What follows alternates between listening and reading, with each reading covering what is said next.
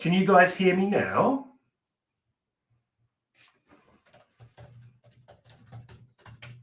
Check, check, check. Always good to do a sound check and a visual check before we come on.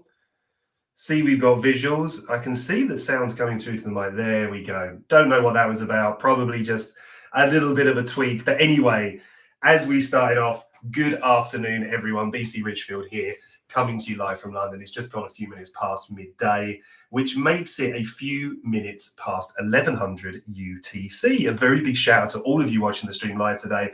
A special thank you to everybody in the chat that just made me aware that I didn't have any sound. Good to see that that's come back through. So NBA Young Believe, Craigie Boy, Nick, Erica, how are we all doing? Everybody else is here in the chats as well. Just over 1,000 of you, I think, live with us at the moment. And that normal number, as we know, has been kind of 4,000 or 5,000 and growing, which has been just a real wonder. And I just want to say a really big special thank you to all of you for coming along and listening to me ramble on about my thoughts on the market. So, as I was saying before I realized I was out of sound, hey, Willius, how are you doing, my friend? We're going to take a look at Bitcoin today. Now, Wednesdays we typically set aside for our alt request Wednesday, and we are going to take a look at some altcoins. And I'll tell you for why. We've obviously been looking at this at a higher level, right? And what I mean by that is a higher time frame level, looking at this more in terms of investment, looking at this in terms of longer term plays. Just because in my opinion anyway, and my opinions are very much my own, they're not financial advice. This is simply how I look and trade the markets and how I've done so for the last kind of 7 or 8 years. Is that whilst the current economic conditions paint the picture for risk that they do, which is not a pretty one, then, you know, risk assets are going to struggle in this environment, but, you know, beta risk assets like cryptocurrency are going to struggle that much harder. All right. So we are going to take a look at that. We're going to take a look at the areas that we're interested in buying, what the thoughts are for the long term. But I really want to look again, you know, just to make sure we're staying on this kind of more of a macro view. What's the economy doing? What news have we got coming up? What's happening with tariffs at the moment? What are the key drivers in the market? The markets typically hate uncertainty. and it's very difficult for them to price that in accurately. So what you've got at the moment with tariffs is causing a big issue, but there's a bigger underlying issue here as well that sits with the economy, with GDP, with looking at, the US debt crisis that's coming forward. If you listen or if anybody reads anything from Ray Dalio, what he called the debt spiral, and that's when, the debt is getting out of control compared to GDP. Now, what we're looking at the moment is the US facing refinancing a lot of their debt. So, the optimist, the optimist economist, if you like, in me, what it's saying is, look, the US to refinance this debt needed to achieve two things. They needed to get the bond markets lower. So, may as well start off with this, right? It's very, very important stuff, guys. I know a lot of you are mad for your crypto and stuff like that, but if you do understand this stuff, it's going to give you a massive edge in the markets. Now, look, this is the US 10-year. This is what we're using as the kind of guide, if you like, for where the US wants the rates to be. And what we can see is we got all the way down here at the lows. This was trading at 3.860%. That's the yield that you get for basically buying bonds, which is government debt. Now, the US, when they refinance this debt, let's use the 10-year Treasury as the example of that. If they refinance several trillion, I think it's between $6 and $7 trillion they need to refinance. If they refinance that with bonds up here, don't get me wrong, I know this isn't in Q2 for anybody that wants to write in and give me shit about that, just purely from a standpoint, or even here, right, when we're approaching a few days away from stepping into Q2, then the high here bonds were at 4.4%. At the high here, bonds were at 4.5%. At the high up here, they were above 4.8%. Okay. If they refinance there, it means that they're having to pay 4.8% for anybody that's buying those bonds. If they refinance down here, for example, at the very lows at 3.8%, think of the saving. You're talking about billions in savings, right? Because obviously you're talking about refinancing so much money. Now, the flip side of this is that they also want a lower dollar, and that might seem really counterintuitive. And you might think, yeah, but BC, why the hell would they want a lower dollar? Strong American economy should be good, but not too strong because it really affects the trade. What they have to do over there is they're balancing at the moment, a kind of slowing GDP. The tariffs have to be priced in, which are going to bring a lot of income, but also cause a lot of problems and bring in a lot of costs for the US as well. Ultimately, the consumer is going to be the one that feels most of this. So consumer sentiment is very, very low, or that's certainly what the assumption is going to be when we get the print on Friday. So the optimist economist in me is saying that Trump has deliberately used all of his powers, and what he's very good at, him and his team, are manipulating and controlling the media and using that and weaponizing it to drive the markets lower. And we can see, since he's come into term, he's done that incredibly well, driven the bond market prices down. That's fine. Now, we really wanted to see it below this, which if we just zoom out to a weekly is a higher time frame kind of range that I look at. I think they want to be in this lower range here at the moment while they're up here engaging, kind of holding here below the midline of this upper range. These are the real key kind of areas for me. And I think that the battleground here was, first of all, getting price back below this key pivot point here, support, all the way through here, and resistance over here. And we got back down, lost this level pretty quickly, deviation back underneath, price then sold off. I know this isn't, we're talking about this as if it's a tradable chart and stuff. Obviously it is, because you can invest in these charts. But ultimately down here, this was seen as a really good investment, right? Bonds at 3.8, people were still willing to step in and take that bid. And that's because of the uncertainty that exists. Now, I believe the US want those bonds to be back down a lot lower. Trump certainly does. And he's also putting a lot of pressure on the Federal Reserve in the shape of Jerome Powell, who's the head of the Federal Reserve, to cut rates. Now, something where there's a slight injection of optimism coming into the markets today, just going to see if it's been reflected here.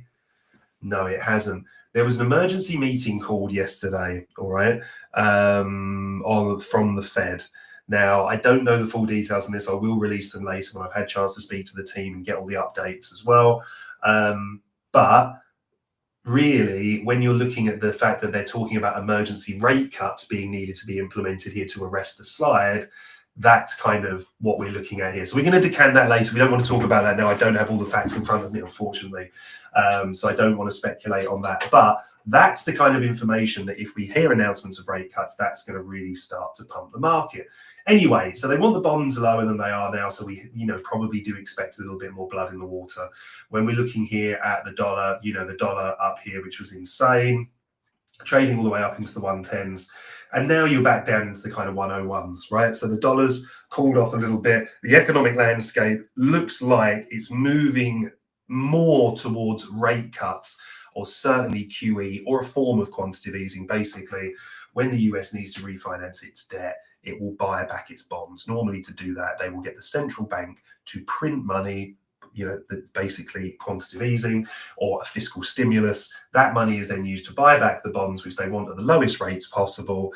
Then when they've refinanced that debt, then I think we see a little bit more of that stability come in, but we also need to wash the tariff news through as well. So in economic conditions like this, it's very, very important, in my opinion anyway, and important in a lot of other people's opinions, is to keep an eye on high impact news events as drivers. Now, one thing I would say is that with regards to this, you will see, so let's say, for example, we focus on Thursday, right? Because today, it's obviously Wednesday, 9th of April, so the key thing here is we have the FOMC meeting minutes. Now, this could be a stage for Powell to announce emergency rate cuts. It's unlikely, but that would probably be he would call a different kind of meeting for that. But in here, it's all about his tone. If he seems particularly dovish, meaning kind of bullish, where he's saying we actually, the economy's doing it stronger than we thought it was, we're happy with where we are with inflation, we're much closer to the 2% target, etc., maybe we could foresee more than 2 rate cuts, because the market's priced in 2 25 basis point cuts this year.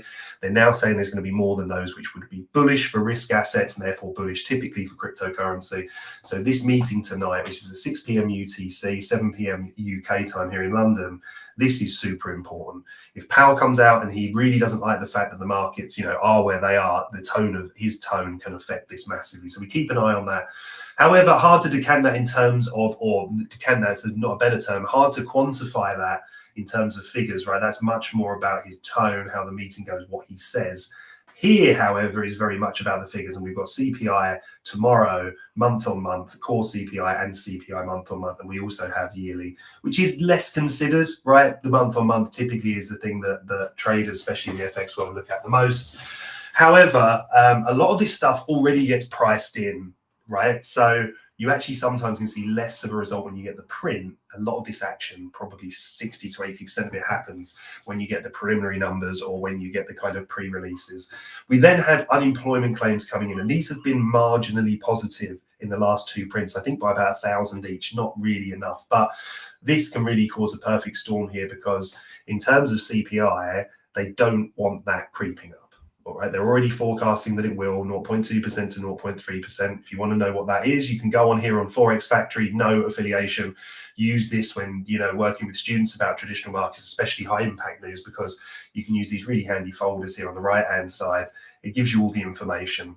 Yeah, so change in the price of goods and services purchased by consumers, excluding food and energy. That's why core is so important, because food and energy are so volatile, right?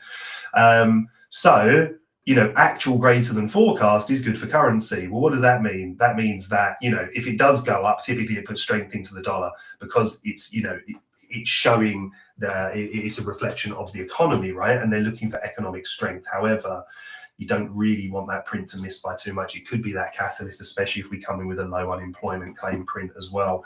Moving through to Friday, we've got core PPI, got PPI month on month, and then preliminary UOM, consumer sentiment and inflation expectations as well. Now, I'm not saying these things are going to cause massive market resurgences. I still think a lot of this is about the GDP. I think a lot of this is about seeing how the tariffs wash through. Has Trump kind of started this meaning well? Is in terms of he wants to get, the US bond yield down to a certain level. He wants to get the dollar slightly weaker. But has it kind of, has him being a very inflammatory character, has he kind of taken this a little bit too far? Jojo, how are you doing, my friend? So Jojo, wonderful member of ours, along with a lot of people there in the chat at the moment. And Jojo and I have some great conversations inside the bird nest about, legacy markets, and especially about stuff like this. And, just put on there, China just hit back with 84% tariffs on the US. So you've got this kind of dick measuring competition coming in at the moment between China and Trump. And, tariffs, reciprocal tariffs, then they're going to tariff, then they go back. The whole idea is a lot of people think this is about getting around the negotiating table, actually hammering something out. But sometimes people can be so abrasive that people go beyond what's necessarily the best thing for the economy and think, hang on, we'll take a slightly bigger hit here, but we are not going to be bowing down to such bullying tactics. That's the risk, all right? And that's the risk that we face. Anyway, hopefully that was useful for you guys. Do like to kind of plug you into my thought process, because as much as I'm a price action trader, it's a lot of this that really frames my trading and what I'm looking to do. It's why I've been short biased for quite a time, came in for a lot of shit from that early doors by a lot of crypto people, because people in these markets want to see them go up. I want to see them go up because, you know, you get into easy mode, but easy mode doesn't make you consistent, unfortunately. You can't just wait for bull markets and then punt on shit coins. Not if you really want to carve yourself out a prominent career anyway, in my opinion. I mean, you can. I know people that have done it very successfully. It's a very difficult model to repeat, I think, as a lot of people found this cycle, right? So Jojo says as well, PPI tomorrow would probably reflect the first tariff from March last month. Yeah, exactly. So this, as Jojo's alluding to here, this is where the information starts to wash through. And another point that is made here is about the VIX, which is the volatility index, something we've been trading incredibly well recently. You can see how this is just heightened, yeah, at the minute. So this was from the 31st of March. This is when we crept back above. In fact, I think this very line is from a conversation that Jojo and I had. And we were a little bit concerned here about the idea that the VIX had got back up above the 20. Then obviously when we had this breakout above the 30 here, we got this relief rally coming when price started to cool off. I released a Twitter post about this as well. Maybe it was one for members, but we were marking here the periods at which we'd had those kind of abnormally high spikes. All right, you can see the other ones here and here, which led pretty much imminently to some cooling off in the market, which allowed risk to breathe. However, what happened afterwards wasn't necessarily pretty for some time. So we need to watch this. Ideally, what we want to see is the VIX down back by 30. Bonds didn't, yeah, credit yield spreads getting higher as well. So all of these things kind of pointing a little bit, you know, towards the continuation of this uncertainty in the market, right? And especially while this kind of media battle's going on, it's quite a difficult landscape at the moment, especially for any kind of longer term investment. Apart from, actually, I have to say personally, so NBA Young Believe, what happens when the VIX will fall? Well, typically you want the VIX to be below 20, yeah, to be safe. The volatility index starts spiking up well above that, then you're in very, very difficult territory there. For any risk assets, right? So very much still in risk off mode, very much still conservative here. And while we might see these pumps and we might occasionally be wrong on the side of kind of the main bias, then I think, you know, majorly you're going to be on the right side if you're still looking down at the moment. So looking here on Bitcoin, what does that mean? What are these levels all about? What are we looking at? All right. So if I'm looking at this here, we're just giving an example over here of this kind of secondary top that we might see this cycle, which was, we covered this on Monday, right? The fact that this is starting to look a little bit like this, with this being this pump to here, we then see this corrective move, then getting this pump here that would represent this move higher, you know, before markets then ultimately, you know, do slump, unfortunately, which has to be expected. So we'll clear this up anyway. So we've got a relatively fresh chart to take a look at. Now, this is the level. This has been no secret. Obviously, spoken about this quite a few times already. The top of this consolidation here, when we look at this, if we add, say, a Fibonacci to it as well, low to high, we've got the golden pocket sat down around this area. We've got this prior consolidation that led to this pump that was never retested. The top of this consolidation, large consolidation or compression here, wasn't retested either. We continue to dig into this weekly gap here, all right, which is, you know, again, a little bit of a sign of weakness when we see any form of resurgence, a specific low, especially if it's a low that exists within an inefficiency, which are these gaps like we had here. When price comes down, takes that liquidity and closes above, then we start to look a bit higher, right? Now, because of this really long wick to the downside here, it kind of took away any gap or any inefficiency that existed up here. So what we were looking for was a 50% retrace of this leg here, which if we take this from the low to the high, right, you can see that the 50% is here. So when price started to get back up in this level here, we're very, very cautious for moves back to the downside.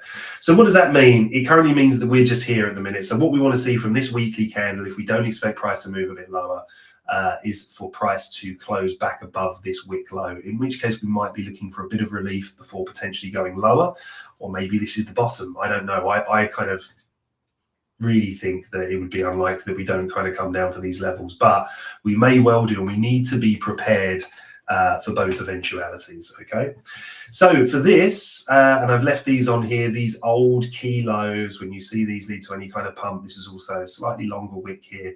As we draw this across to here, we then had this low and this low.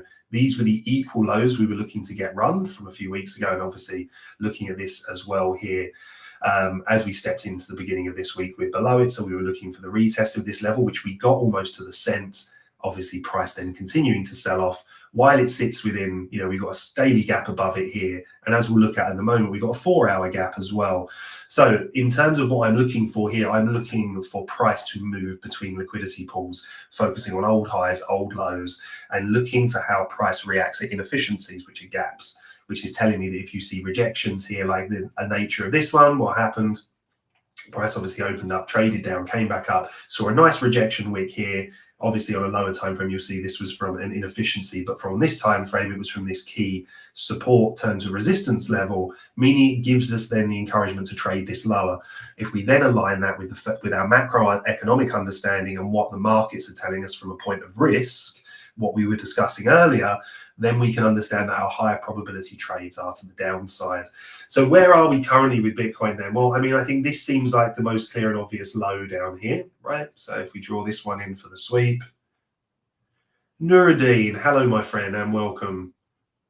By the way, guys, as well, remember, if you've got any altcoins or any assets at all, any tickers that you want me to take a look at, please do pop them in the chat, and I will do my absolute best to take a look at those for you before the end of the show. We're just going to finish up here on Bitcoin, then we'll take a look at Ethereum, and we'll start moving through like that. So Jojo, gold futures reclaim the EMA 30 on the daily, back on the uptrend. Yeah, gold very, very strong. Really that kind of risk-off safe haven, right? Which the dollar was as well and still is, but you need to then understand what's affecting the dollar. Is it policy affecting the dollar?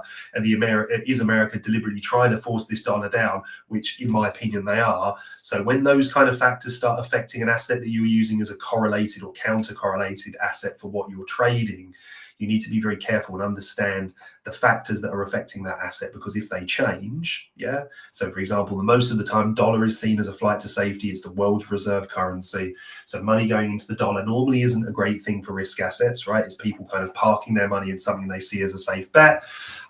Same thing as we look at with bonds, for example, when the yield level is attractive, but gold is really the kind of, the old school soldier on that one. And yeah, a good sentiment there from Jojo, which is don't use too much leverage. Don't get yourself blown up in moments like this. The opportunities will come, and the worst thing you can do is not have dry powder to affect those moments when they do come along. All right, so don't blow yourself up. As long as you're in the game, as long as you're surviving, mitigate your risk wherever you can.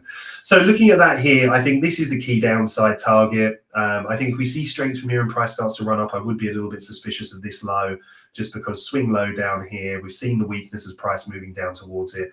I would, what am I expecting, or what would my kind of plan A be for recovery here? Would be something like this, seeing price take out this low, close above the low that it sets here, tapping into this support level here, confirming it as support, and then we want to see a strong reaction off of this. If we get a strong reaction off of this, then it would tell me that the buyers are really, really kind of ready to step in here, which would be powerful. Now, on a 4-hour scale, for anybody, if we're looking at this in terms of intraday trades, and actually, no, yesterday it was AVAX that we were day trading. Okay, so what I'm looking at here is really, really simple, actually. And I like keeping things simple because I am a simple creature. I'm going to involve both of these gaps here because we do have a small gap above this one. Yeah, so there's that gap. Yeah. And then there's also this gap here. So what I'm going to do is I'm just going to join both of them and just make out as we've done on the one above. So we are aware that this is on our 4-hour. Now I'm just going to put this in red for you guys so you can see it clearly, right? This is a bearish gap. When price displaces to the downside, and we haven't had a structure shift yet, we're in a downtrend anyway, so we have to respect these. These are areas that we look to go short from. Why were we long yesterday when on AVAX we'd taken out a key low and we were driving back towards this gap? So we're using that as the draw, all right? We're saying price is drawing back to here. Ultimately, in these inefficiencies, this allows other people to get short if they want to. If we start closing above these, then we move higher. So on a 4-hour scale, I want to see price come up, close above this, yeah? In which case, that's when I would consider going long into these highs, yeah? And then I want to see price do the same here with this 4-hour gap, and that's the level-to-level play that I'll be implementing, right? Now, The other option is what we discussed before, which is seeing price come and sweep these areas here and then have a fast recovery. A close above here would then have me trading, first of all, up to whatever level this had filled. Yeah, because it's rebalanced to there. I would then be a little bit cautious here, but I would look for pullbacks to hold key levels here. And once again, following the same plan as this, playing it level to level, looking for these inefficiencies that should provide resistance to be violated, closed above, and then for these areas to be used as support, okay? And that's the premise of how we're going to approach all of these charts. So does anybody have any charts that they're interested in? If they do, then I'd be more than happy to take a look. Let's start by taking a look at ETH, right? We do all of these on our crypto chart here, so we should have all of our annotations up from previous.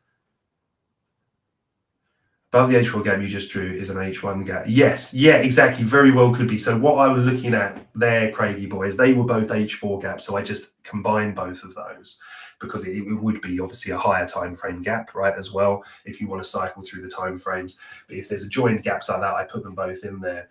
But 4 hours stronger than 1. Yeah. So basically, I'm always looking for, I'm always paying more weight to the higher time frame.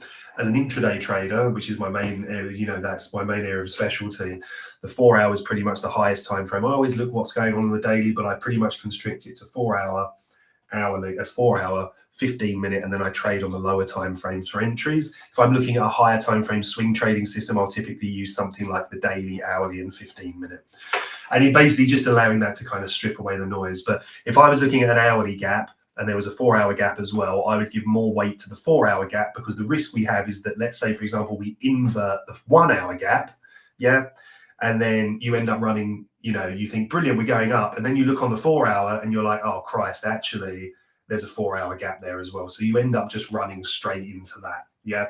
So if it's in that system, have your triple screen system, which is, you know, how I look at it. And then from there, you can kind of build that out. No problem at all, mate. You can always drop me a message as well in the chat or in the comments on Twitter or over at the Nest, by all means. Smythe or Smithy, great to have you with us. My friend, shout out for the northeast of England. The north really is the best of England, I have to say it. I think just the nicest people, friendliest people, just the most beautiful, still rugged landscape, and they've magnificently convinced the south, especially London, that they're really miserable up there. So you hear people talking about, like, oh, don't want to go up north, it's a bit grim up there, or they're not very friendly. Total nonsense. The reason that they put that out, and it's very clever of them, is to stop all of us Londoners and Essex and southeast folk going up there and ruining their beautiful tranquility they have. But honestly, just, it's God's country up there, is what we say. So you're very, very welcome. Thank you so much for the comment. Okay, XRP, brilliant. All right, so let's do this. Let's take a look at ETH, XRP, maybe take a little look at AVAX as well. But let me know, guys, if you've got any more we take a look at, pump them in there and we'll take a look. So what are we doing here? Let's go back to a higher time frame first. As we can see, we have the weekly chart. Now, this was a key area, right? You know, I've been talking about this for a while. This was the consolidation that led to this big pump. For me, any closes below this would be a sign of weakness and something that concerns me a little bit. Are all of these untapped swing lows we have under here. What would I like to see from this week? I'd like to see something like this. I'd actually like to see quite a big drop here, taking out a fair bit of that, maybe get ETH down dangerously close to around about 1,000. Again, I'm not saying that it's going to do this. This would be my dream scenario because so many people would panic sell and just drop out of the market here, that with the right catalyst, a strong V-shaped recovery back here, back above even this level here, but ideally back above this, then that's where I'm saying, okay, that was the flush. This is where I'm stepping back in and I'm looking to build positions. Until the market shows me some strength, it's very, very hard to kind of, you know, well, it's not hard. You can enforce your will on the market. You just get hurt doing it. All the way up here. If you look back through previous videos, if you go back to last year, you can see all of my live videos shared through the Bird Nest. You can see how we were discussing the idea that we closed below these tops over here and how this was just looking like a really, really tempting area as soon as price started to break down and we set this weekly order block. So on a weekly scale, what are we looking for recovery? Well, again, if we look at these key lows, let's look at how price is closing into them. That's why we've left these lines on the chart. Looks a bit messy as for a chart from my perspective, but they're really important. This key low here, what did you see? Big strong close below it. What do we then expect? And a strong close just means a large body candle where you have minimal, in this case, downside wick. I don't want to see a long downside wick here, yeah, like we saw with this, and closing above because it shows me strength. Now, while this didn't play out, yeah, I'm absolutely fine with that. But when price closed above here, my expectation was that we would see relief up until this gap. Now, ultimately, what happened was, yeah, what happened? Price opened, came up, traded down, came back to here. We needed to remember that we're also below this order block. So that kind of puts us a little bit neutral here because we expect this week to ultimately be searching for these inefficiencies. However, all you can then look for is you would have on, say, in this case, a daily system. You would look for inversions on a daily system, which would then show you weakness in the market. If you've got weakness after a recovery like that, the buyers just simply aren't willing to back it enough, in which case we then look lower. So when we look at these lows, what we really want to see is price have a nice reaction. Let's see if we find you a bullish example over here. Yeah, we want to see price having a nice reaction at a low like this. Right? Or like this up here. So see how price wicks into these closes above, and it tells you that that could be the resurgence. If you start closing back below, you know you're wrong and you can move the other way. You don't know, you never know, but you do have, you can have an idea. And then price comes in here, sweeps this low. See how it recovers above? When we start breaking down, what you start seeing with all these lows, like this low here, is that we got initial nice reaction from this here. Look, we did get a little bit of that pump and then price broke down. Look how it closed aggressively below that low, and it closed below this low here. And it just shows you the weight of this is very, very heavy and it's dragging the market down. So on a weekly scale, I need to see price back above this level. We're going to finesse this a little bit more on the daily. On the daily scale, this is a really, really tricky one because we haven't retested this daily bearish gap. We could see if price has a decent reaction here, if we close the day and price comes back above this high where it is now, I could see this making a move back towards this gap before potentially selling off further, right? So I think that can be a pretty decent draw, right? However, we still need to take a look at it on that front, all right? NBA Youngby, happy for North London boys about yesterday's game. Arteta played it well, bravo. Look, I'm a massive West Ham fan, right? I've got nothing against Arsenal. Actually, I grew up with a lot of Arsenal supporters. I love the football that Wenger bought. So just to go off topic just for a minute, what I will say is you're very welcome for Declan Rice because Declan Rice won that game. I thought you were very good against a good Madrid side. I thought it was quite interesting how they sat back and tried to kind of counter Arsenal. A lot of respect for the team that you've become under Arteta, I have to say.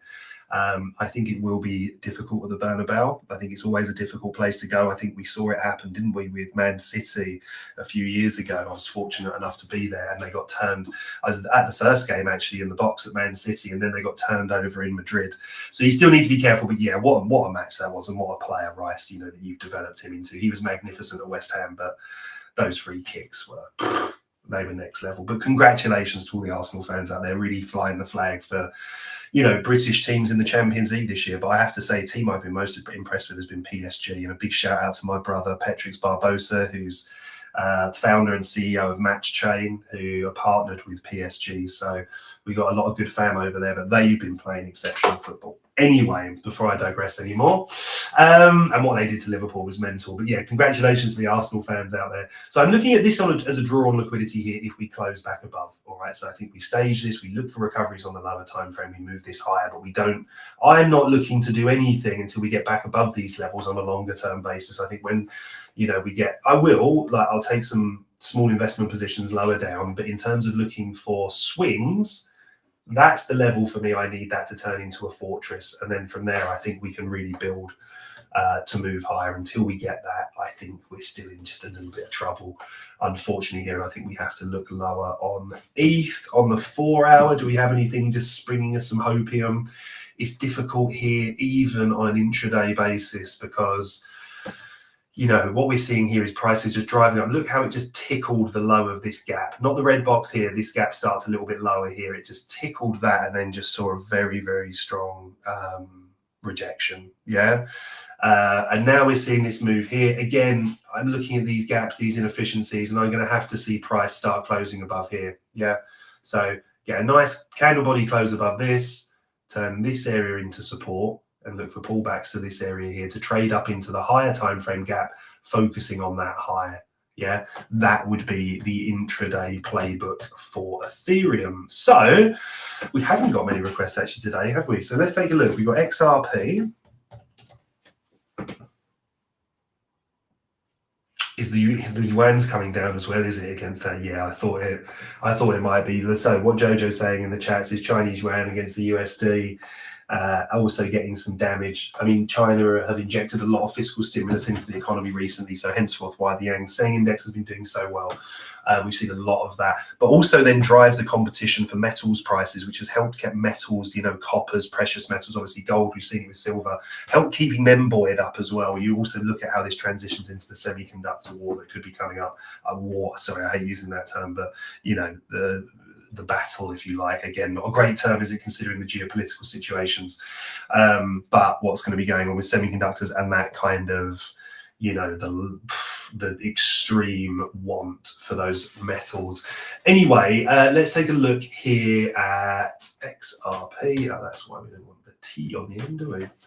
What's been going on with our old mate? Well, we did say, didn't we? Unfortunately, we lost this level down here, retested it perfectly, and we're once again kind of selling off. All right, but let's just zoom out again quickly. Look at the weekly. What have we been joshing about over here? Very basic, what I would call like a Tyco range here. Tyco was a company, UK, I think world-based as well, who used to make toys when, in the 80s and 90s when I was a kid. And it just basically means it looks really simple, but actually it's just really fucking effective. Pardon my French, because look, you close below this for the first time, wicking, fine. What do you want to do? Establish the key area. There's a little bit of art as well as science that goes into this, right? But ultimately, close below this here, then the plan just simply became to look to this low. Now we got that. And the 4 hour gave us a really nice trade plan as well. Yeah, sure, MBA, that's a great suggestion. We will take a look at hype. I have to say, very impressed with how the team handled that situation over there. Marks of a very, very good company. And again, look, let's just look at these lows again, right? These key lows. Now, I know it was only a smidgen of a close after it took liquidity, but we just treat these levels as resistance. Yeah, same way as we did with this one, the last low before price closed below. Let's move that out of the way. This is kind of a cleaner example. Last low, what happened? Price closed below. We look for this line to defend. If we start closing back above it, especially if we closed above this gap, it shows us that weakness is turning to strength, resistance is turning to potential support. They're the areas that we look to recover.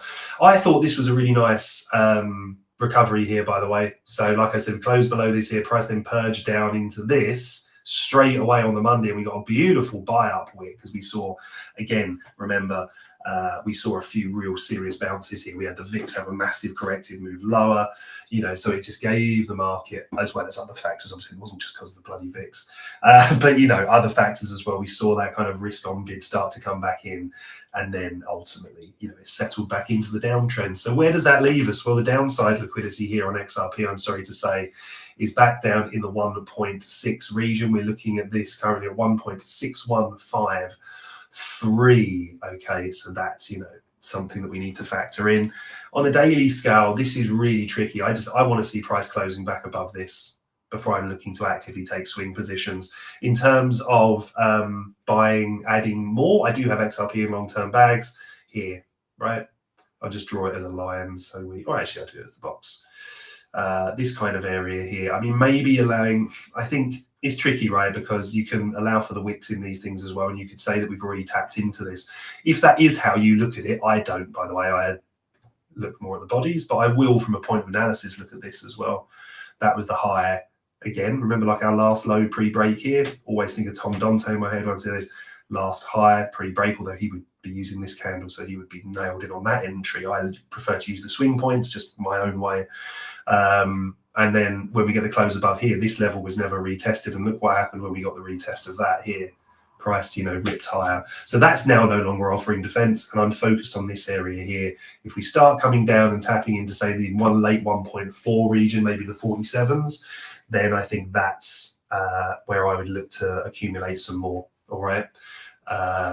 We need to move to the 4 hour really to take a look at anything more detailed here. Again, the 4 hour tells us that the pressure at the moment is to the downside.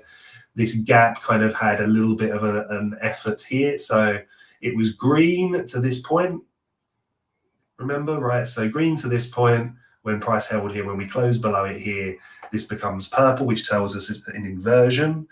meaning that the close below tells us this has now become resistance. So price is retesting this now. So the probability for me is that this is now looking to move lower down to here. But on the 4 hour, we also want to factor in this low, which is at 1.7211. All right. Again, safest kind of place to enter swing positions is going to be back above this key level here. And here I want to see price back above, invalidating this inversion. But please do note that we also have this bearish gap here. So I would also want to see price closing above this, using this area as support, and then I would look to kind of build positions and stage positions moving forward. Right, well, hype then, if we don't have any more, let's finish our thought process here on hype. I can't remember what we were looking at hype on previously. Maybe on our Bitget contract, let's have a look.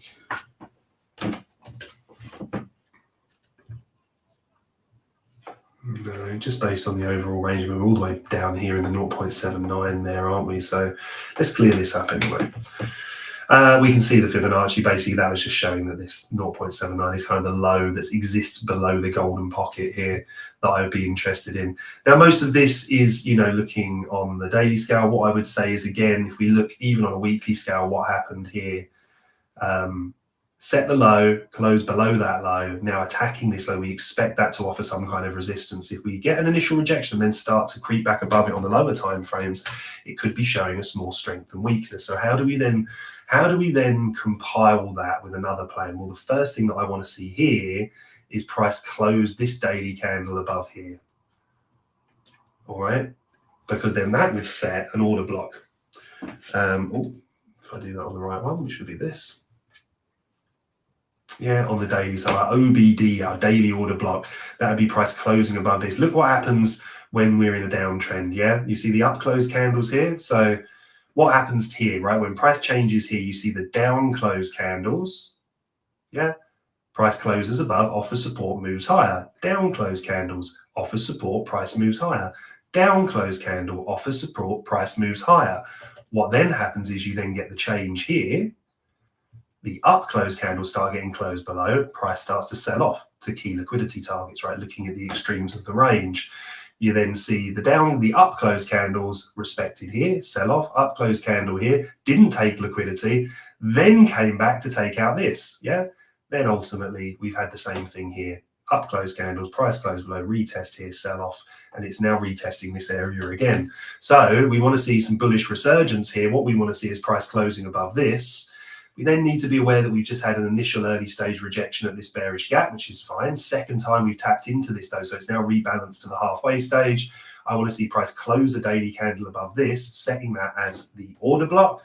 I can then utilize the 4 hour chart here and say, okay, if we get the close above this here, yes, we've got this 4 hour gap, right? But then at that point, we get the close above here on the daily, then just looking for the 4 hour to retest this area here and ultimately push up to the daily targets. All right. We need to be aware, just looking at the flip side of this argument, bearing in mind that first of all, this hasn't confirmed yet. We need the daily close above it. So, we can't factor that in just now. What we can look at, however, is the fact that price on a 4 hour scale has just set this order block. It has taken liquidity here and it didn't take liquidity before being set, which in my eyes makes it a less reliable order block, but nevertheless one that we want to monitor to see if we hold this area. If we focus on about 50% of the retracement here, any long position set from here, I'd be willing to take some intraday plays back to this high.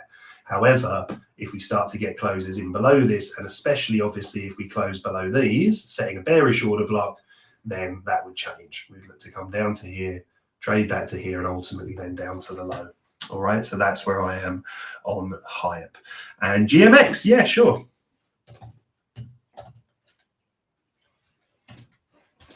Let's have a look what we've got here.